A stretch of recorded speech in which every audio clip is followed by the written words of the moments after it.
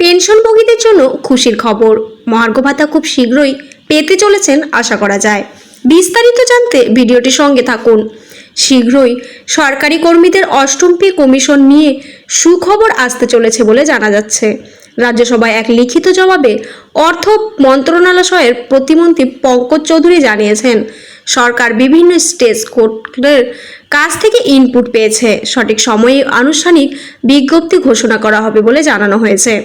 পঙ্কজবাবু জানিয়েছেন, অষ্টম pay commission নির্ধারিত সময়ের মধ্যেই সুপারিশ জমা দেবে। সঠিক সময়ে তথ্য জমা দেওয়া হবে।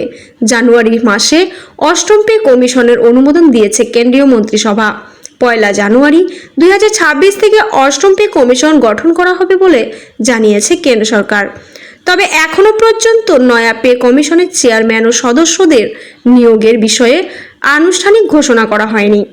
কিছুদিন আগে কেন্দ্রীয় মন্ত্রী আশ্বিনী বৈষ্ণব জানিয়েছেন, অষ্টম বেতন কমিশন যাতে সময়ের মধ্যে সুপারিশ করা যেতে পারে এবং 2026 সাল থেকে তা কার্যকর হয়, সেই লক্ষ্যে কেন্দ্র সরকার অনুমোদন দিয়েছে।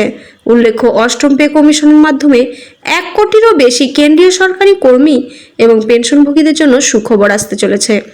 10 বছর অন্তর অন্তর নয়া বেতন কমিশন কার্যকর করা হয়। সপ্তম পে কমিশনের 10 বছরের মেয়াদও 31 ডিসেম্বর 2025 তারিখে শেষ হতে চলেছে। 2016 সালে সপ্তম পে কমিশন কার্যকর হয়েছিল। 10 বছরের সাইকেল ধরে 2024 এবং 2025 সালে অষ্টম পে কমিশন চালু হওয়ার কথা।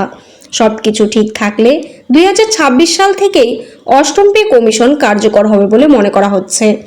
বেতন প্যানেল সাধারণত 18 থেকে 28 মাসের মধ্যেই তাদের প্রতিবেদন প্রকাশ করে। সেই প্রতিবেদনের উপর ভিত্তি করে কেন্দ্র সরকার কেন্দ্র সরকারি কর্মীদের ও পেনশনভোগীদের জন্য নতুন বেতন কাঠামো বাস্তবায়িত করে।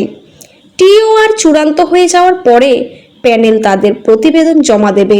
তারপর 18 মাস পর্যন্ত মতো সময় লাগবে। এইরকম আরও খবর পেতে অল টাইম নিউজে চোখ রাখুন। সবার আগে খবর পাবেন। ধন্যবাদ।